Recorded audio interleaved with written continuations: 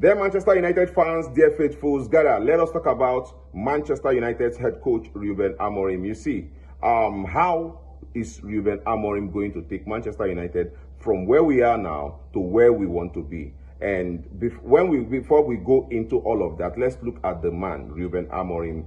He's a Portuguese coach, coaching Manchester United, right? Coming from Sporting Lisbon, where he did very beautiful things, yeah? And he's here at Manchester United. He's a very young guy, and you can see it in some of his attitude, but there's something about him. He has the ruthlessness of a winner. He has that, yes, he has the ruthlessness of a winner. He has that temperament of a winner. What he does not want, he does not want. He has clear ideas to what he wants to do. And that is a very important step to a coach that wants to win. He is ruthless. He is clear with his ideas. He knows what he wants. And he goes all out for it. He is not being emotional about anything. He is identifying his problem and he's eliminating it. That is one thing about Ruben Amorim that I feel like his personality embodies, and that is beautiful. His ambition for this season is to win. He's telling you that we want to compete for titles. It is a new season, right? Every club has a right to go for the title, and he wants to go for the title. He has said this many other times, and today in his press conference, he said something. I've learned a lot. Thinking about the future, nothing. I don't want all of the noise. I just want to concentrate and beat Arsenal on Sunday. That is a coach that Manchester United wants. You're not coming here to tell us, oh, the team is this. I want to beat Arsenal on Sunday. I'm taking it one game at a time, and the game we have at hand is Arsenal, and I want to beat Arsenal on Sunday. It is beautiful. That shows ambition. That shows this is a coach that wants to do well for Manchester United. He's not coming to give us excuses right now. He knows that there are no times for excuses. Even in his meeting, he said it is now or never in his last meeting with the board. So that is very, very good. And now, Benjamin Sesko, Matheus Cunha,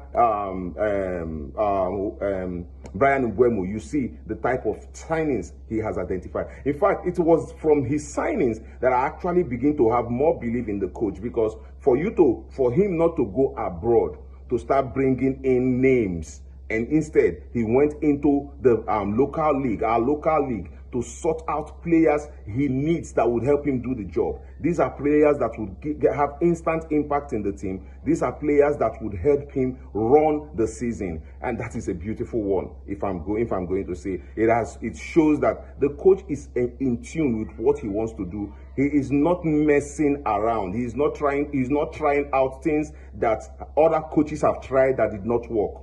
Right? He's going in. He's picking out players from the Prem. The players who are Prem proven, and that is a very excellent thing that he did in this summer window. And going into Sunday's game, we are going to see if he's going to start Sesko, because Manchester United last season played without a prolific striker, even though we can ascertain it that every other team had their issues, but Manchester United playing without a striker hampered Manchester United a lot. So this season we are going to see in this game if he's going to bring on Benjamin Sesko.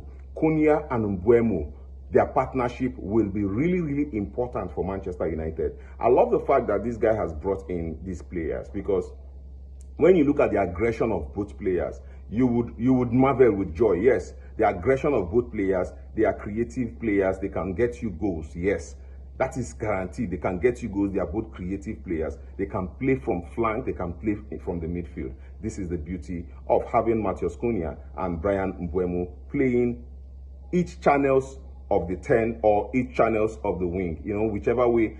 All Ruben Amorim has to do is to blend all of these guys, the forward players, blend them together to understand their moves, their runs, and all of that. You know, and having Benjamin Sesko there is something beautiful, because he would have to spot those spaces to run into. He would have to. If you watch what he did with Victor Gyökeres as Sporting CP, if you watch what he did with Victor Gyökeres as Sporting CP, you would have no problem at all with how he's going to manage Benjamin Sesko with all of the players that he has. Yes, the Manchester United midfield combo is a very serious cause for alarm. It is something that every Manchester United fan has singled out. It is something every Manchester United fan have seen. And, you know, a lot of Manchester United fans are not happy that Bruno Fernandes might be playing the 6 or the 8 because they feel like Bruno Fernandes would not be capable of playing in that possession. But there is something I noticed. Ruben Amorim trusts Ugarte.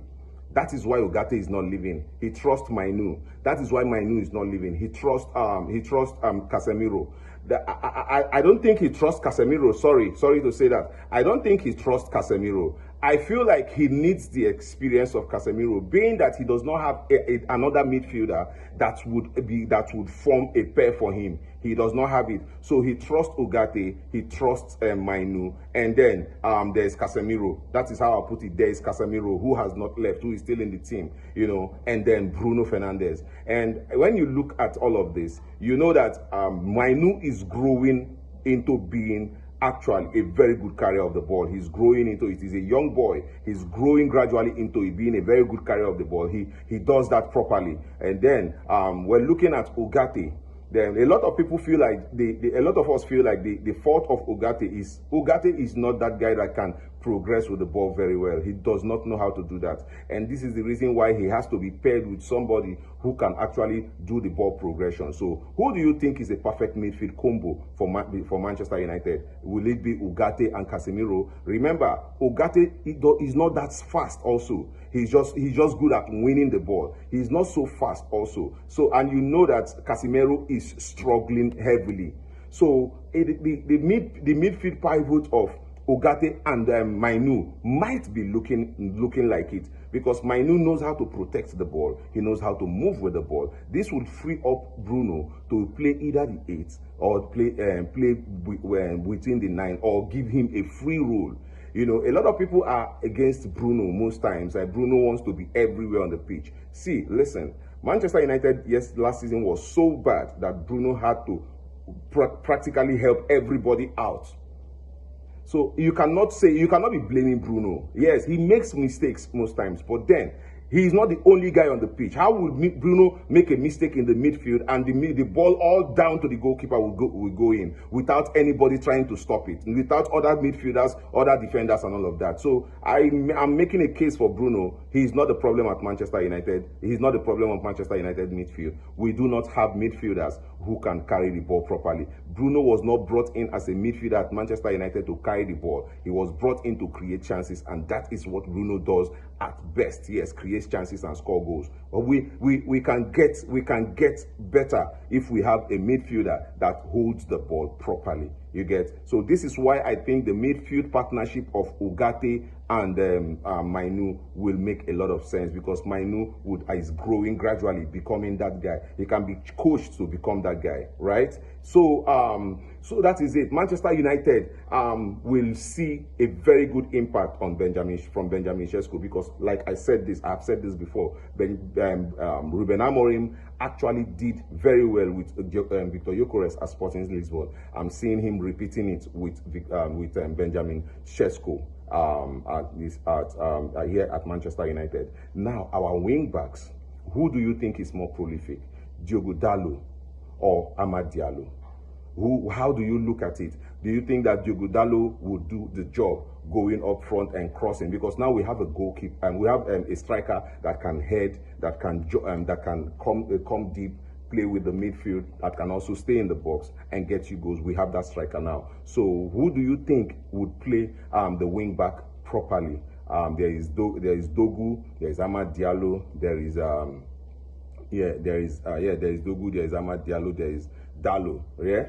Who do you think would play the swing back really, really properly? And then let us come to the problem where every Manchester United fan they worry about. That is Andre Onana. Andre Onana. We are stuck with Andre Onana this season. If he's not going, we are not getting a new goalkeeper. And somehow it shows that Ruben Amorim prefers a midfielder first instead of going for a goalkeeper. Ruben Amorim wants a midfielder, and the midfielder is a hard deal to do. Carlos Baleba. Manchester United fans need to be patient because we hear that they are going to put in a bid for him today, but we don't know. But then, how do you see Manchester United faring with the midfield pivot of Ugarte and Mainu, and also with the goalkeeping of Andre Onana? How do you think Manchester United will be faring? And when you look at all of this, do you think that Ruben Amorim is in the right trajectory to bring in Manchester United out of this dungeon and placing them where they ought to be? As you know, your comments are better than mine because it has to do with listening to me and making informed information. So what do you think about all of this that I've said in the comment section? I'll be there. I'll respond to you. Yes, we can have that discussion. I'll see you again. Please, if you listened up to this point, kindly subscribe to this channel. This is the EPL season is coming, and we are here to discuss everything that would happen in the league in this season. I'll be in the comment section. See you again, guys, in my next video.